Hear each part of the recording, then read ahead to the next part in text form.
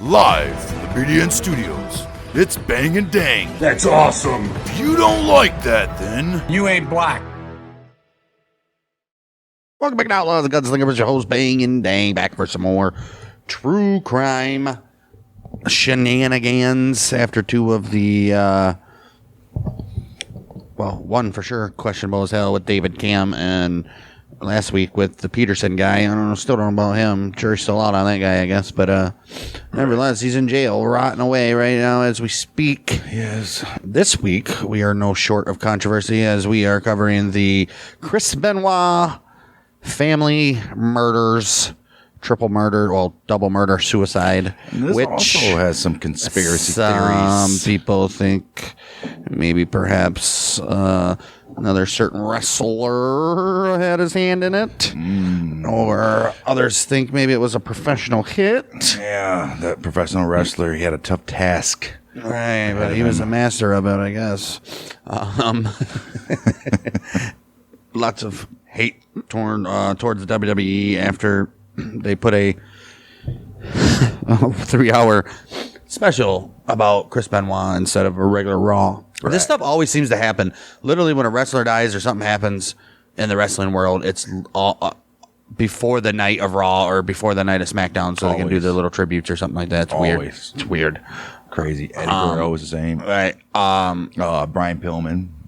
They were pay-per-views. All right. Right. Well, they put on the thing, and Vince put out a statement before the show. Oh, well, we'll get to it, praising him. And then during the third hour, the reports started coming out that it was probably Benoit that killed him. And Vince went on a little media save face for the next week after that. We'll see that. And the situation surrounding. Pretty sure he's still not on any of the shows, is he? Who? Chris? Oh, he's gone, dude. They barely show him. On the WCW ones. I'm surprised they allowed that.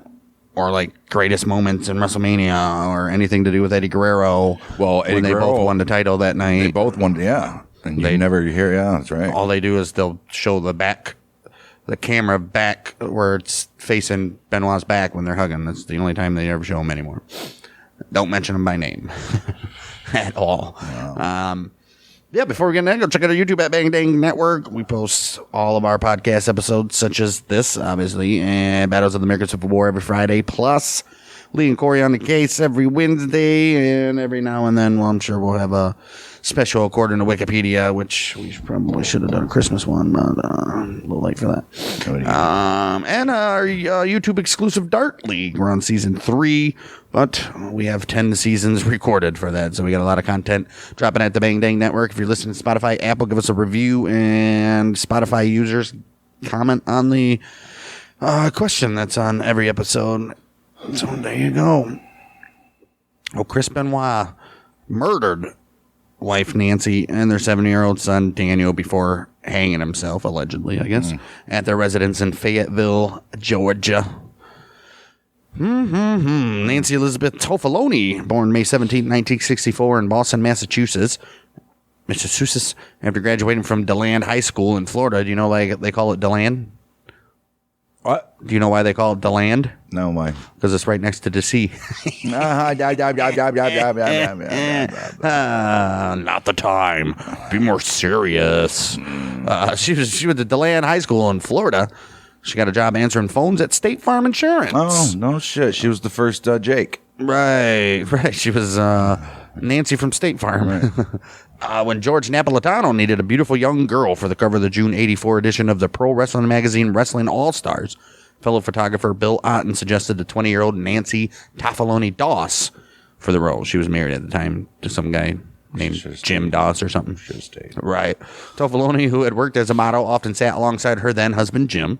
She had also been selling programs at the Orlando shows and appeared as apartment wrestler Para, whatever that means, in Stanley Weston's Sports Review Wrestling magazine. Cool. It was on this shoot where she met Kevin Sullivan, who eventually wanted her to be part of his wrestling entourage. And after months of convincing, she finally became an on-air valet, taking the ring name of Fallen Angel. Yeah, we all know. And then she went on to become a woman, and she was with WCW forever. Right. Well-known split between her and Kevin Sullivan. Right.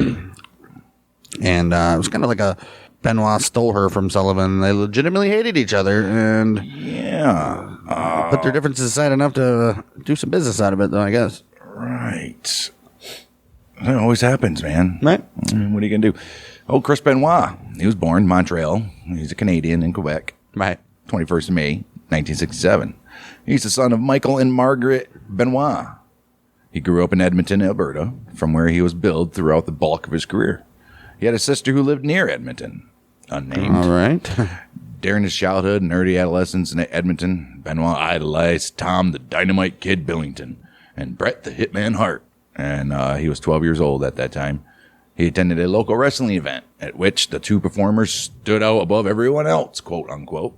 Benoit then trained and became a pro wrestler in the Hart family dungeon, receiving education from the family patriarch Stu Hart. Everybody knows Stu Hart. In ring, Chris Benoit emulated both Billington and Bret, cultivating a high-risk style and physical appearance more reminiscent of the former, which was Bret Hart? No, Billington. Billington, yeah. Years later, he adopted Hart's own sharpshooter hold as a finishing move, but he never used it. Not as a finishing move, but he used it. Yeah. Well, we all know. Well, if you're not a wrestling fan, him and Nancy got together, and then she left the wrestling business shortly after that because she had their son. He went on to WWF, did some big things, champion, all that good stuff. Well, he was a main player up until this shit happened, so... Yeah, Four Horsemen, WCW. Thou shalt not be named in any wrestling promotion anymore. Friday, June 22nd, 2007, Chris Benoit killed his... We would just get right into it, folks. I guess so. He killed his wife, Nancy, in the bonus room of their house, which was being used as an office. According to the police report, her limbs were bound prior to her death, with her arms being restrained with coaxial cables, so like a cable, and her feet being duct taped together. A balled-up combination of a tube sock and tape was also found in the kitchen trash and appeared to be soaked in dried blood, which led police to believe that it was being used as a makeshift gag prior to her death. Her body was found wrapped in a blanket, and a copy of the Bible was left by her body. Injuries indicated that Benoit had pressed a knee into her back while pulling on a cord around her neck, causing strangulation. Officials said that there were no signs of immediate struggle. Toxicologists found alcohol in her body, but were unable to determine whether it had been present before death or was a decomposition product. Decomposition also made it difficult to estimate pre-death levels of hydrocodone and alprazolam. Alprazolam, probably? Alprazolam, which were found in therapeutic levels in her body. In any case, her medical examiner saw no evidence that she was sedated as her son had been when he was killed. So he sedated. Well, he just attacked her. Right. What they're saying there, huh? Meanwhile, her son, their son, Daniel Christopher Benoit, born February 25th, 2000. He was Chris's third child and second son, having older paternal half-siblings named David and Megan, which came from Chris's first wife, Martina, who were all living in Canada at the time of the incident. He was Nancy's only child, as she had no children with her ex-husbands, Jim or Kevin. Daniel was suffocated and killed in his bedroom, and a copy of the Bible was left next to his body as well. He had internal injuries to the throat area, showing no bruises on the outside, though. Wow, really? Wow. Well, Daniel's exact time of death is very unknown. The reports determined Daniel was sedated with Xanax and likely unconscious when he was moited. Daniel's body had also just started to show signs of decomposition, but was not as far along as his mother's body. It was later alleged that Daniel had Fragile X syndrome, and that this was the cause of domestic problems in the Benoit family. It was also suggested that needle marks on Daniel's arms were the result of growth hormones given to him because Benoit and his family considered him undersized due to Fragile X. Oh, Benoit was pissed that he wasn't balking out. Like, dude, nobody wants to take steroids and shit like you do, you roid head. Benoit's co-worker and close friend, wrestler Chris Jericho, stated that from his own research on the condition, the symptoms fit Daniel to a T all across the board. Concerning those who had publicly stated that they had no knowledge of Daniel having the condition, Jericho said, if Chris had decided that he wanted to keep it to himself, you wouldn't have been able to pry that out of him with anything. Nope. Despite Jericho's initial statements regarding Daniel, he later stated in his 2011 book, Undisputed, it turned out that Daniel didn't have Fragile X, but at the time it made sense because I was grasping at straws. Oh. Okay. Wow. District Attorney Ballard, he later released a statement saying that a source with access to Daniel's medical files found no mention of any pre-existing mental or physical ailments. Likewise, Daniel Benoit's teacher, they reported that he was on par with other students and not about to be held back. He's a small kid. Right. He's like, no, he's doing pretty good. Speaking publicly for the very first time in a major public interview on Talk is Jericho podcast in the year 2016, Nancy's sister, Sandra Toffolani, unequivocally denied any claims that Daniel had ever had Fragile X or any other such condition. She also stated that claims of needle marks on Daniel's arms were preposterous. Okay, so she's saying they weren't there. I mean, you really can't. Well, if there was needle marks on his body, wouldn't he have had whatever drugs were in the needle in him besides just his Xanax? Right. That's rough when you interview the victim's family because they're instantly going to trash anything that's going to support Not really. This would have Benoit from being innocent. What do you mean? She just said there was no needle marks. Right. That actually helps Benoit. Is that in the police reports? The needle marks weren't even in the police report, were they? It was also suggested that needle marks were on his arm, so it was never proven. You know how these things are, man. Right. Well, about 3:30 p.m.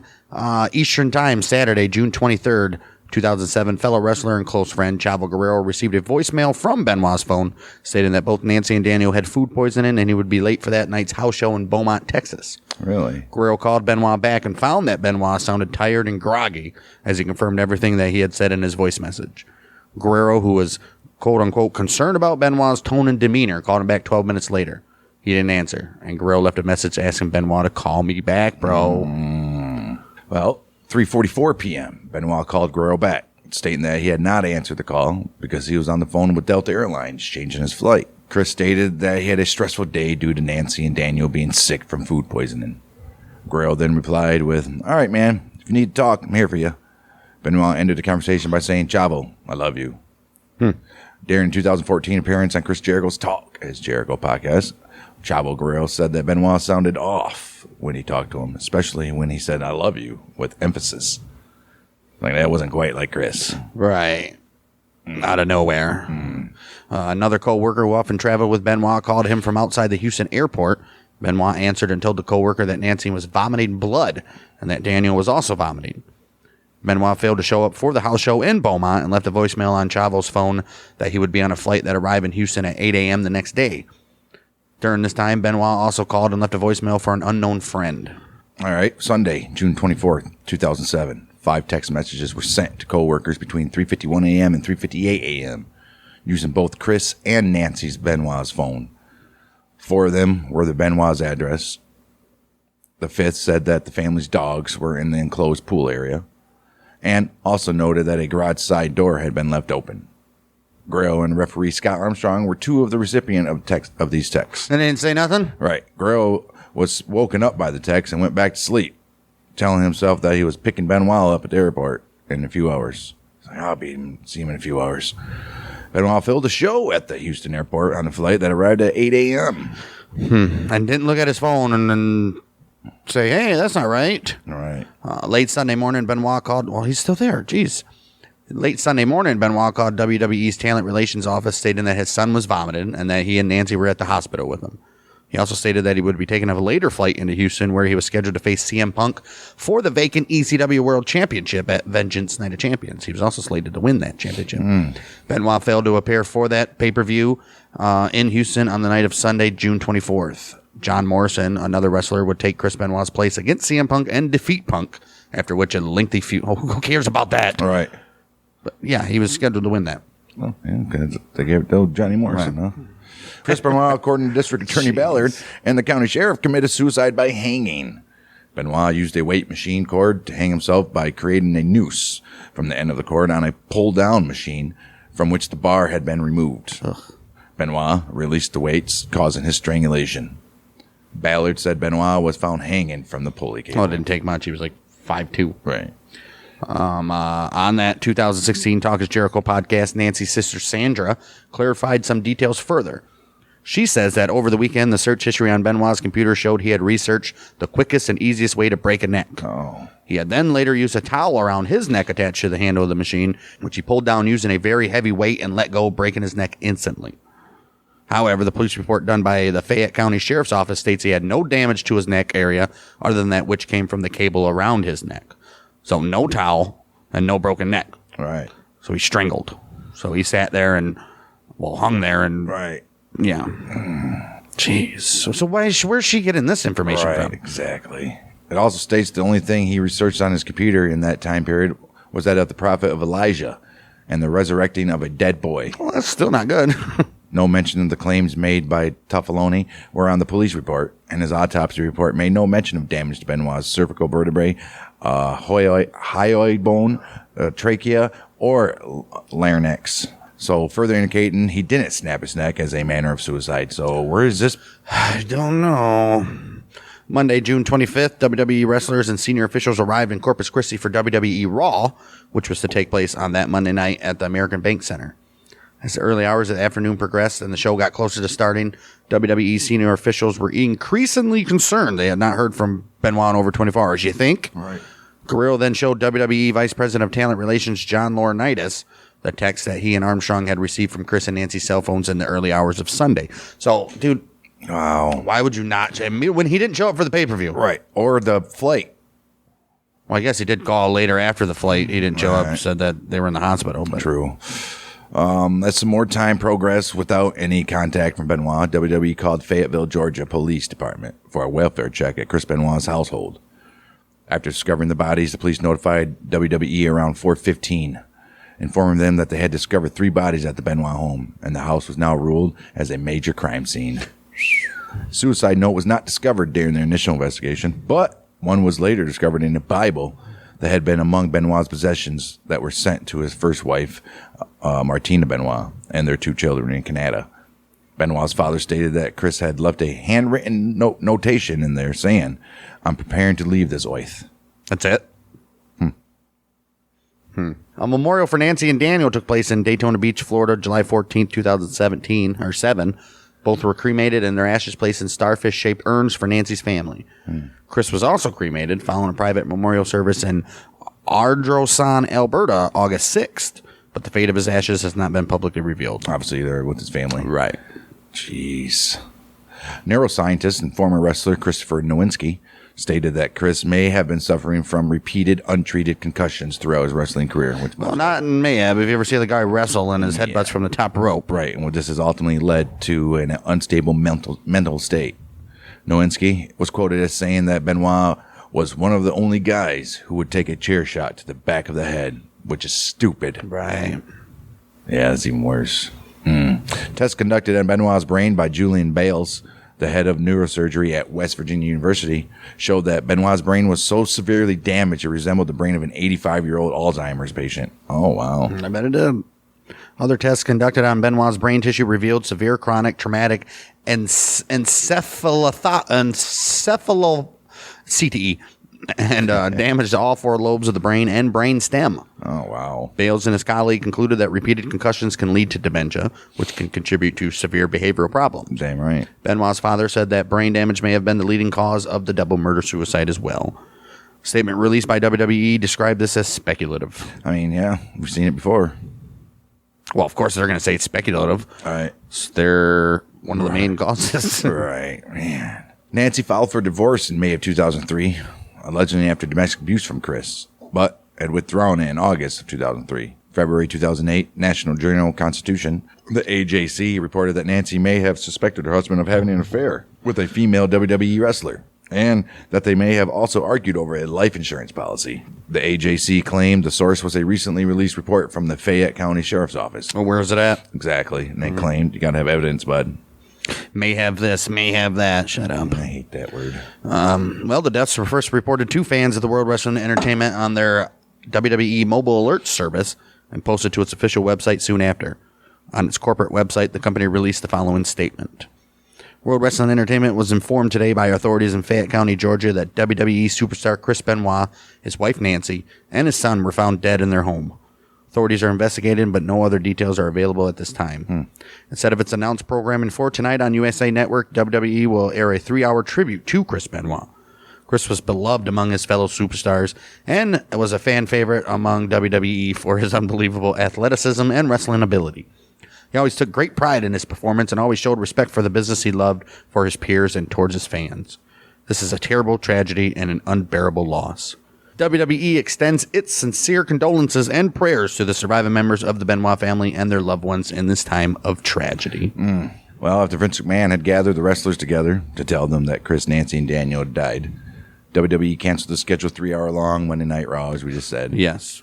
But this Raw was actually supposed to be a memorial for Mr. McMahon character, who on the June 11th episode of Monday Night Raw died the week before, if you guys ever watched this thing, in a limo explosion. With the remainder of the ensuing angle canceled entirely. Yeah, I would have bet. That was supposed to take place at American Bank Center in Corpus Christi, Texas. But it was replaced with the broadcast version with a tribute to Chris Benoit's life and career, featuring past matches, segments from the Hard Knocks, the Chris Benoit Story DVD, and comments from the wrestlers and announcers from WWE Raw, SmackDown, and ECW. This is a statement Vince McMahon opened the Raw with, before obviously anybody knew the facts. Right. Tonight, this arena here in Corpus Christi, Texas, was to have been filled to capacity with enthusiastic WWE fans.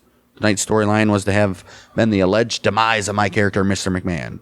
However, in reality, WWE superstar Chris Benoit, his wife Nancy, and their son Daniel are dead. Their bodies were discovered at their home this afternoon in Atlanta. The authorities are undergoing an investigation. We here in the WWE can only offer our condolences to the extended family of Chris Benoit, and the only other thing we can do at this moment is tonight pay tribute to Chris Benoit. Right. We will offer you some of the most memorable moments in Chris's professional life, and you will hear tonight comments from his peers, those here, his fellow performers, those here who loved Chris and admired him so much. So tonight will be a 3-hour tribute to one of the greatest WWE superstars of all time. Tonight will be a tribute to Chris Benoit. And where they messed up there, too, they could at least brought in women. Show some of her shit, WCW. I'm sure they did. Shortly after the program aired, many of the aired comments were posted on WWE.com.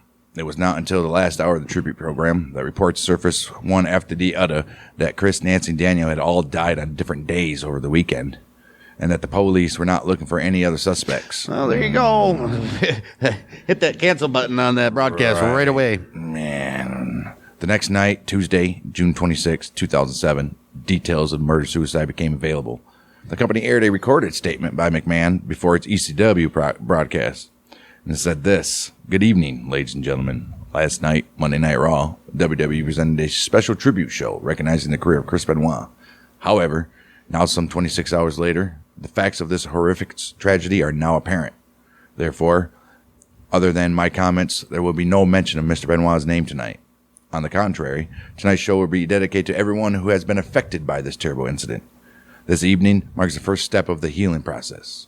Tonight, WWE performers would do what they do better than anyone else in the world: entertain you." Friday, June 29th, before the SmackDown edition of the week, McMahon released another statement indicating that the related events of the tragedy were not known at the time. The rest of the statement remained the same as the first one. Dude, he's trying so hard. I bet he was on so many radio shows and He didn't do any radio. That was all that. This was it. Yeah, it said the same thing. They want to entertain you. right. After learning about the full details of his and his family's deaths, WWE quickly distanced itself from Chris Benoit. Wow. Except for his results and listens in WWE's title history, though the summaries of his title reigns have been removed, and select press releases from WWE's corporate subsite. The WWE website removed all past mentions of Benoit, including all news articles relating to the specific details of the incident, as well as biography and video tribute comments from Benoit's peers. Oh, wow. Yeah, I'm sure they didn't mind. WWE pulled the tribute episode from international markets that aired Monday Night Raw on a tape delay basis, and it's not on the WWE network. Nope. Several channels announced the episode was being withheld for legal reasons. Oh. A substitute Raw, hosted by Todd Grisham from WWE Studios, was created featuring recaps of WWE Championship and World Heavyweight Championship matches that have occurred over the past year. Oh, that might have been decent. Well, Benoit's name removed from his previous theme song, Rabid, on the MP3 release of WWE Anthology. Benoit, along with his crippler crossface and other signature moves, removed from WWE SmackDown vs. Raw 2008 video game, after Benoit was originally included in the game as a playable character. Starting with WWE SmackDown vs. Raw 2010, the move was reinstated as crossface. yeah, you don't want that crippler in there. Right. WWE Classics On Demand, WWE subscription video on demand service, began removing likeness and mentions of both Chris and Nancy from archival. Why not? Why footage. Nancy? Why Nancy? Jeez. I Matches guess there wasn't very much footage of her without. Bullshit. The whole early 90s in WCW. Matches and other footage involving Benoit appeared very sparingly on any WWE DVD releases following his death, with all of them being footage involving multiple wrestlers, such as a Battle Royal or multiple-person tag team match. Can't do anything about that. Right. The WCW War Games DVD by WWE, which features all of the War Games matches, does include the 97 Fall Brawl War Games match between the NWO and the Four Horsemen, which featured Benoit. But he was not involved in the finish of the match, so. But has commentary about Benoit edited out. Oh, okay. I mean, it wasn't in WWE Network, though. Right. On the WWE Network, a parental advisory warning is shown before a program that features Benoit. The WWE Network shows June 25th, 2007, internationally aired episode of Raw, featuring several world title matches instead of the original Benoit. Sure does. You said that. The opening promo for the 26th of June, 2007 ECW. The show with Vince McMahon mentioning Benoit has also been omitted from the broadcast. Wow. Several pay-per-view posters that featured Benoit have been replaced with new artwork on the network's menu screen. Matches. They had to retool their whole damn thing for this guy. Matches listed for shows and pay-per-views that have Benoit in them don't mention him by name, but instead list his opponent and stipulation. Additionally, entering Benoit's name into the network's search function will return no results. Erase this motherfucker from history. Crazy. 2015, Benoit's name was mentioned as part of WWE Network's Monday Night Wars series that looks back at the fall of WCW. Right. This would be the first time since 2007 that the WWE would mention Benoit by name. A segment in the series talked about the 2000 Invasion storyline with Benoit and his Radicals stablemates Eddie Guerrero, Dean Malenko, and Perry Saturn. Okay. However, barring an establishing shot, Benoit was omitted from all footage and photographs featured of the group. Well, Canadian rock band Our Lady Peace, who had written Benoit's theme song Whatever, were asked if they would perform the song ever again in the 2012 interview, and they said they felt they could not, given the circumstances, obviously. right. Like, yeah, I don't think so. Right. WWE included the moment when Randy Orton pinned Benoit at SummerSlam 2004 to capture his first world title in a promotional video for the match between Orton and John Cena at TLC 2013. However, Benoit's face cannot be seen. This was also done in videos for other build-ups to Orton's 14th World Championship win against Drew McIntyre in 2020. Kurt Angle's Hall of Fame speech. Kurt Angle's Hall of Fame video upon his induction in 2017. WWE briefly showed a clip of his match with Benoit. Why would they even do that? Was it like... Because it was great. Right. However, the shot is distant and Benoit's face cannot be seen. On a 2020 episode of Raw after SummerSlam emanating from WWE's Thunderdome, a fan showed an image of Chris Benoit in a prominently featured position during Drew McIntyre's segment. This was apparently the last picture of Benoit taken before his death. Oh. Yeah, they had the screens. Right. People were putting like Nazi signs and shit up on them. Right. Oh, yeah, I remember that. Yeah. Numerous individuals in professional wrestling, past and present, commented on the deaths and their aftermath. Oh. You know, Hulk Hogan had something to say, and he commented on Benoit's personality and his thoughts on the crime, saying he was peaceful and kept to himself.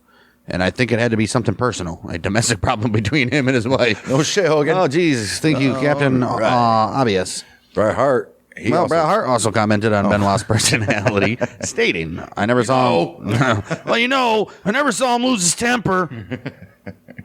He said, I never saw him lose his temper or act strange or weird. I don't remember Chris as being a guy who took a lot of pills or drank too hard. I think you'll find over the next few weeks the steroid thing was played up too much. I don't think so, Brett. Yeah, because it wasn't steroids. It was fucking CTE. Yeah. It was a little little brain. Oh, Kurt Angle, he freaking won a gold medal with a broken freaking neck. Good. He chose to comment more on the frenzy created by the crime, stating, this is not WWE's fault. This is not Vince McMahon's fault. Chris Benoit was responsible for his own actions. Chris screwed Chris. Right. Oh, Eric Bischoff, he discussed the media frenzy, saying, it's clear that the media wants to blame steroids, professional wrestling, Vince McMahon, or anyone or anything else that further sensationalizes this family tragedy. I refuse to join the choir. I don't have enough information. I wasn't there. I'm not a psychiatrist. I just can't imagine how or why this could have happened. Lex Luger, of all people, commented on the situation, saying that he was shocked and saddened to learn of Benoit's death. He also believed that steroids may have affected the situation, stating, obviously, they were in his home. Let's face it. There's a pretty good chance he was on them, and to discount that they didn't play a role as far as with his temperament, I'd be lying if I said there wasn't that possibility. Right. That's true. Other wrestlers also commented, including Mark Merrow, Ted DiBiase Sr., $1 Million Man, Randy Orton, Kevin Nash, Lance Storm, Chyna, Steve Blackman, Rob Van Dam, The Ultimate Warrior, New Jack, John Cena, Chris Jericho, and William Regal. Vince McMahon and his wife Linda, who was the WWE CEO at the time, were interviewed separate and jointly by various news outlets. Okay. Some wrestlers, such as Dr. Death Steve Williams, wrote posts on their websites and social media pages. So All right.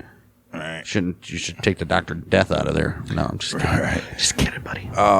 Phil Brooks, CM Punk, who was scheduled to face Benoit at the Vengeance Night of Champions pay-per-view the night he died, was among the many WWE personnel that commented on Benoit during the 3-hour tribute show on Raw.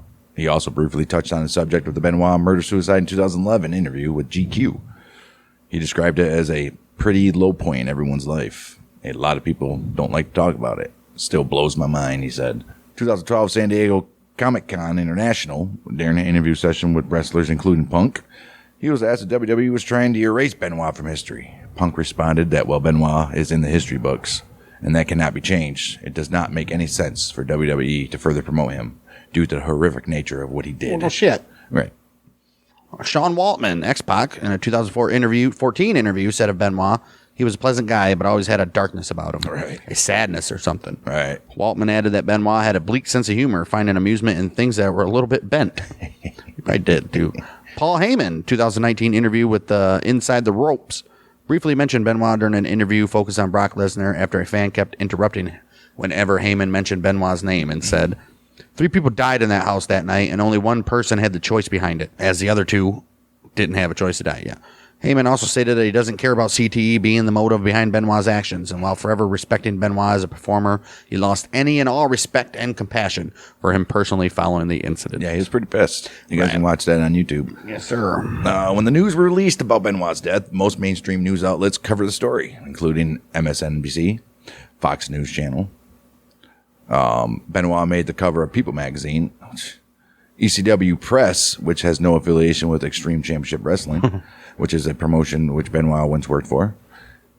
They announced on July 16th that noted wrestling writer Irvin Muchnick had written a book on the Benoit case, due out in 2008. Of course he did. Somebody's got to make some money off of it. At the Comedy Central roast of Flavor Flav in August 2007, Jimmy Kimmel joked to honoree Flavor Flav that Chris Benoit is a better father than Flavor Flav.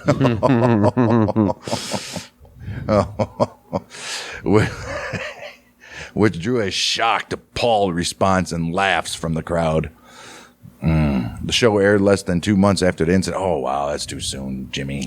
That was also filmed probably right after the incident, though. Oh, man. No reference was made to the tape and date of the episode in question, though. Well, they didn't say when it was taped, but obviously it was before it aired, clearly. Bill Apter in 2015 speculated the murders were a professional hit. And that's Bill Apter. That's one of the OG wrestling writers, too, that's saying that.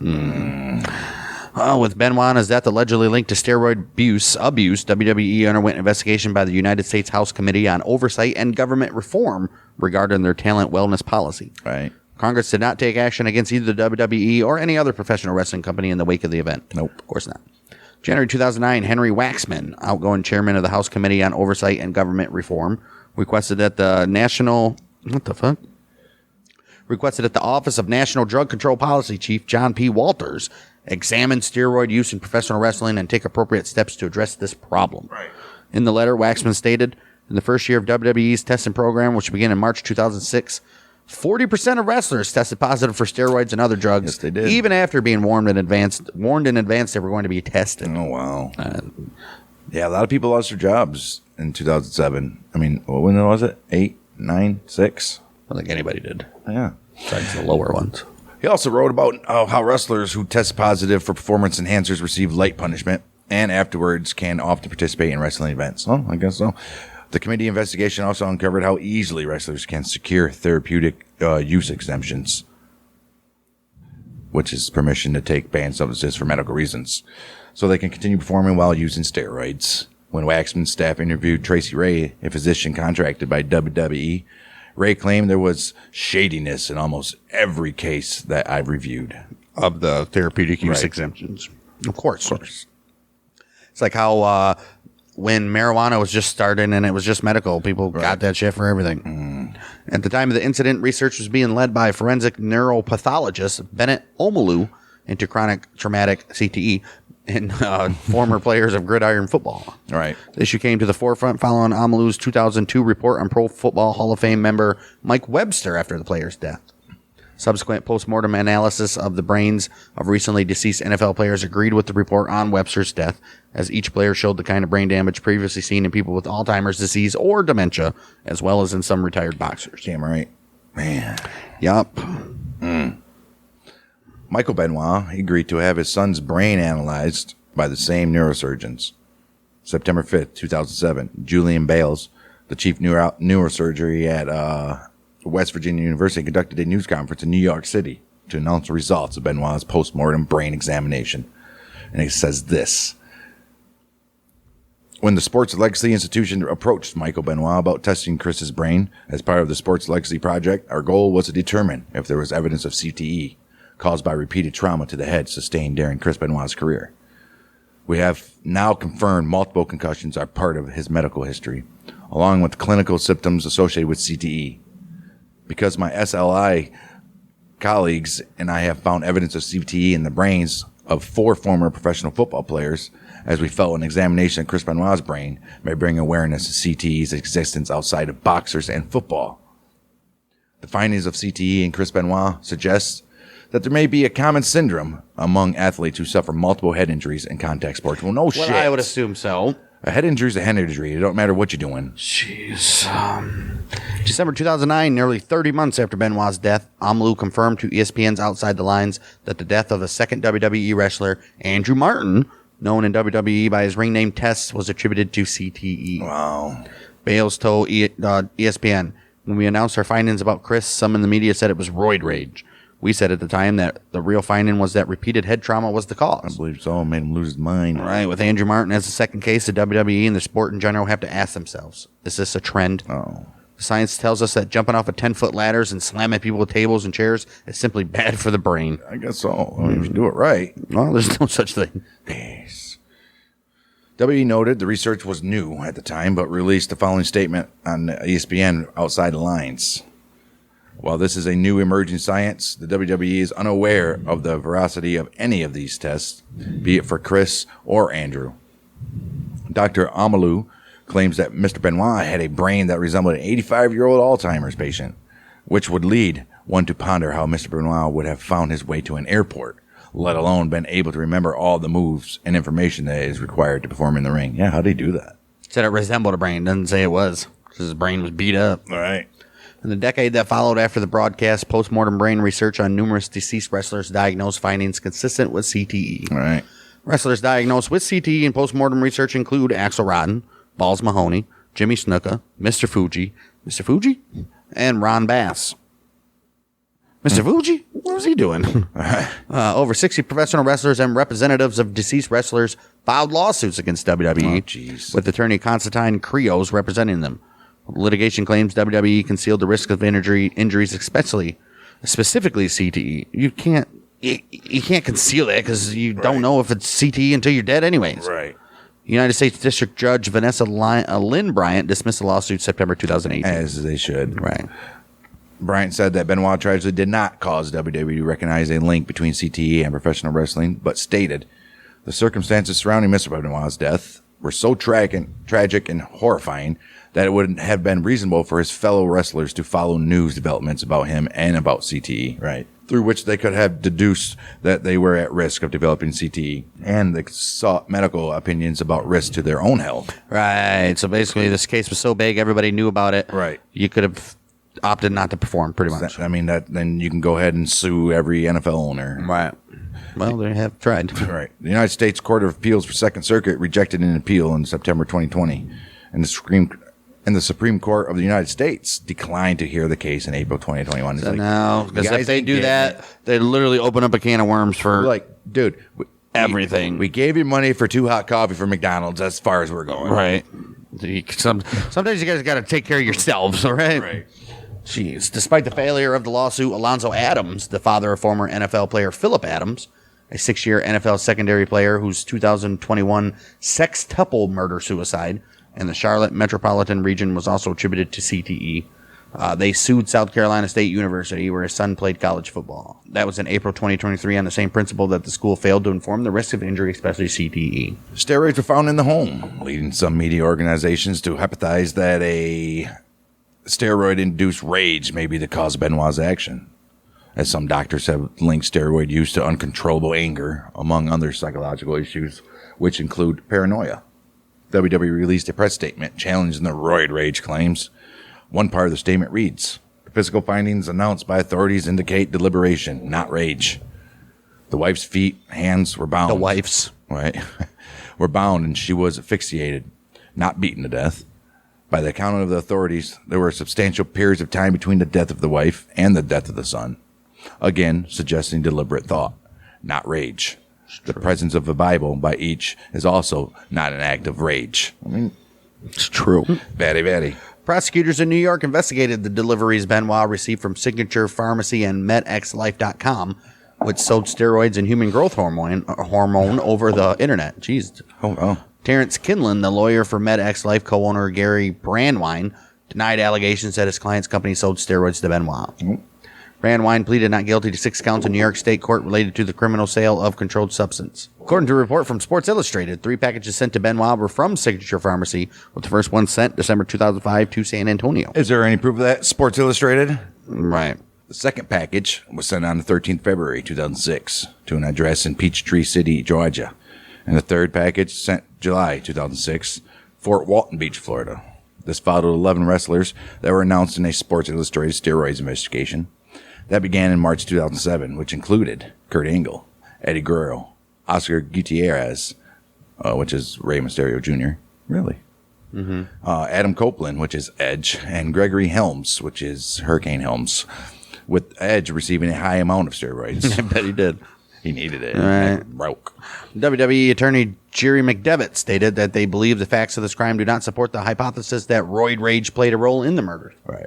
They say evidence of premeditation in addition to the lack of toxicology report and the fact that the steroids found with Benoit's home, they were legally prescribed. Right. Gary I. Wadler, who served on the World Anti-Doping Agency's Prohibited Lists and Methods Committee and its Health, Medicine, and Research Committee, agreed, stating that that this was a premeditated act and that's not rage. Right. Investigators seized both Chris and Nancy's medical records.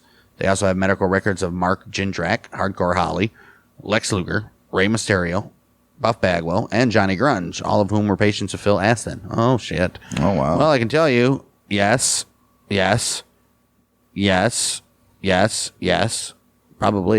All of them. Right.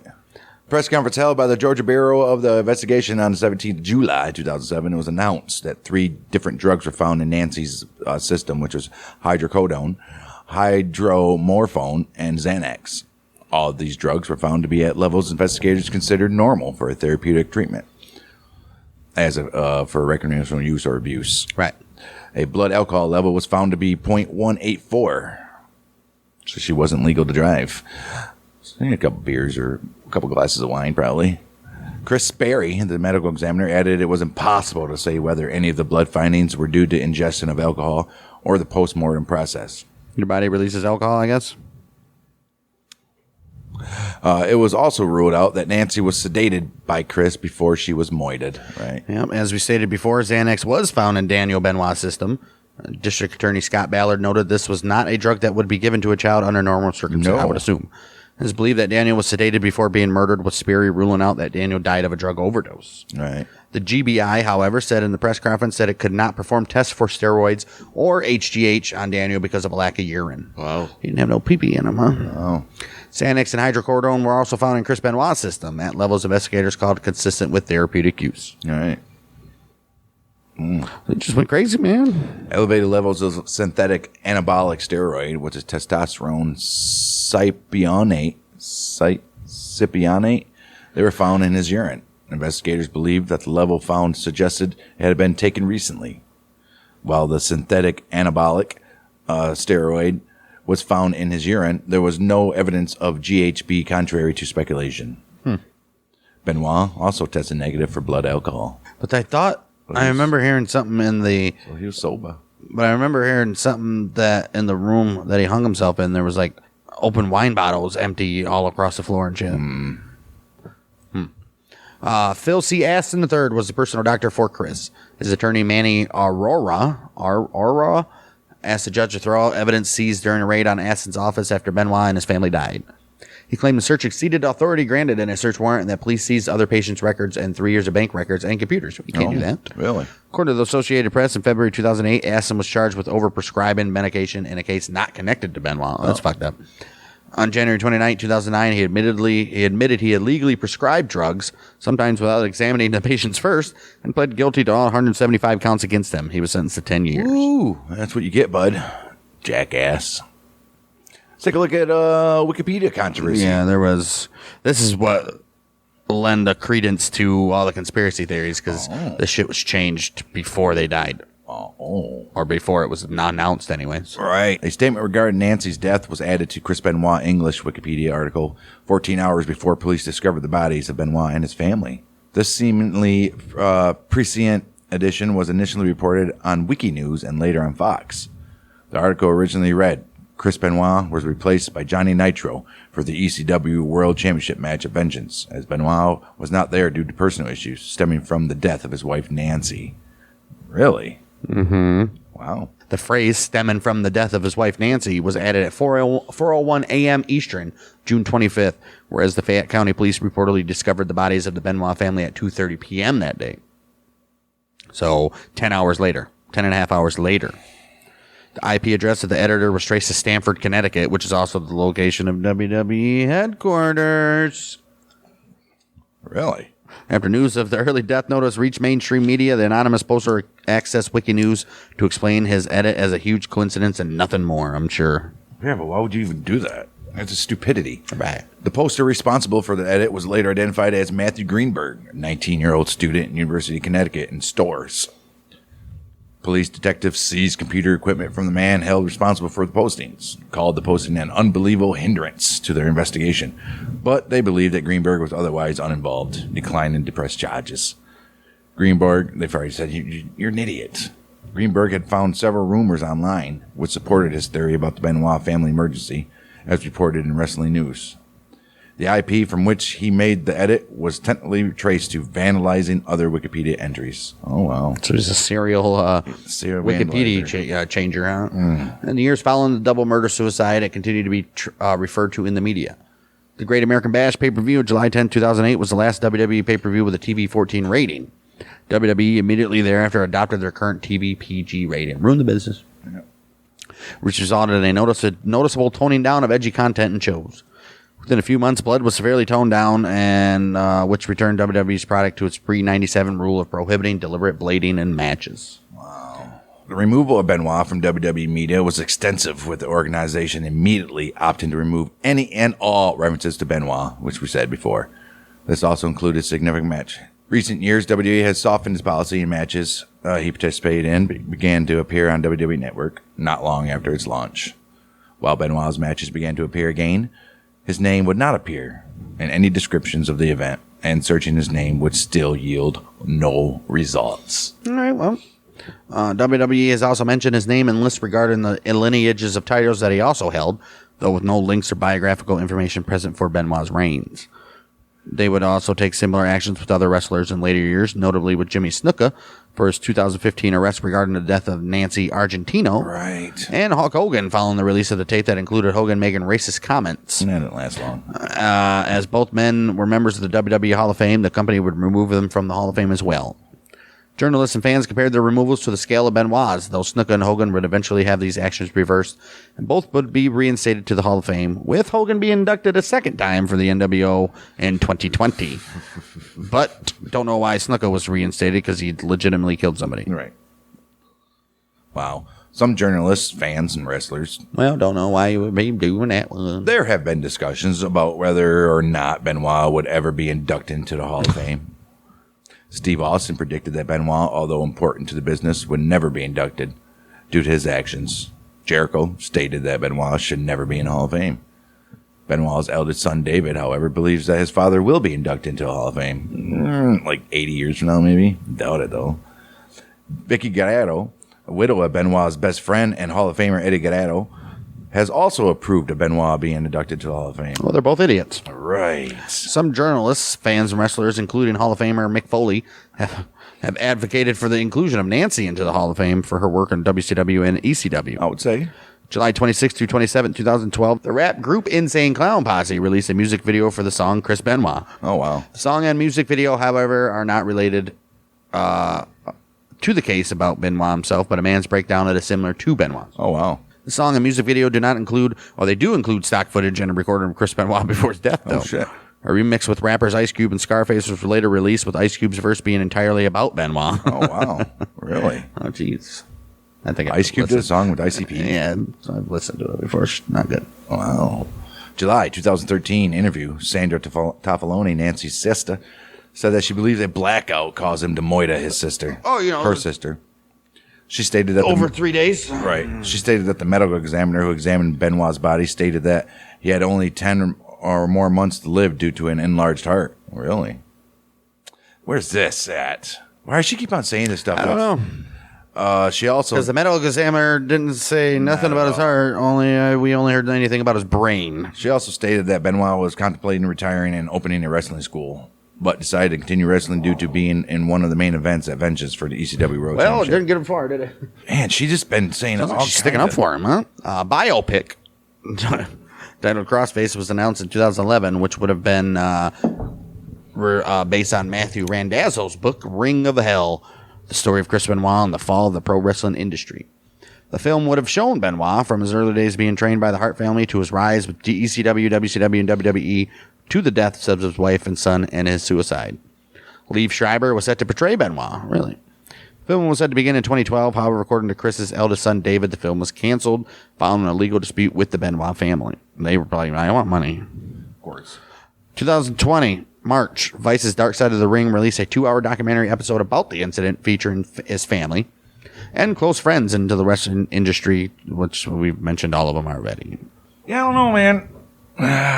There was some... They didn't have it in here, of course, but there was some funky stuff inside the home. Speculation. Right. Yeah, allegedly. There was some funky stuff that could point it to a held captive for a couple of days. I don't know. But if he was held captive for a couple of days... Right, he making phone calls stuff, or that, they made him make them phone calls. But he didn't have no signs of physical trauma on him or anything. Right. I doubt it. Yeah. Dude went fucking crazy and killed his family. He went nuts. He had a Amityville's freaking episode. Well, that CD. That's what happened to. That's probably the guy they were talking about that killed his family. The NFL guy played for the Steelers. Right. Just snapped. Yep. Out of nowhere. Nice dude, didn't do anything. Snapped. Fucking beat shit out of him, Your dude. brain's so messed up, and anything could trigger you. Yep. Or he's probably depressed because his brain's so messed up. That and his best friend just died. You know, Eddie was just, man, sad stuff. 40 years old. Yep. Dude looked more than 40, though. She was only 42, huh? All right. 4D2, not 42. Yeah, that's going to do it. As usual, comment down below. What do you think? I didn't know Tess killed himself. Yeah, man. I don't know if he killed himself, but he either OD'd or something. I guess killing himself. What do you guys think about this case? Do you guys think something nefarious was involved, or did he just snap like a piece of garbage and kill his whole family? What do you guys think? Right. YouTube comments, Spotify comments, leave them down below. And next week, we're back to Mafia of the Month. Which is going to be all about the Gambino family namesake, Carlo Gambino. And we started off the new year with a Mafia show. Well, yeah, it's because it's the first of every month. It's the first of the month. First Tuesday of every month. So we're back to the Gambino family next week. Hopefully we're celebrating a Wolverine's victory over the Rolling Tide. Crimson Tide. Yeah, but Crimson Tide. Rolling Tide. Yeah, by that time, the Lions might, well, by the time you're hearing this, the Lions might have wrapped up their first ever NFC North Division title. So, good for them, huh? Maybe. We'll see. And the Pistons will have lost their 32nd straight game. Right. And got demoted to the G League. They should do that. Right. We'll be back next week for Mafia of the Month. Reminder, go check out Bang Dang Network on YouTube. You can see all of our other podcasts, mainly Battles of the American Civil War. And our exclusive YouTube Dart League. So check us out over there. Leave a like, review, Apple, Spotify. We'll be back next week for more Outlaws and Gunslingers. We are the Month of Michiganders. Bang dang.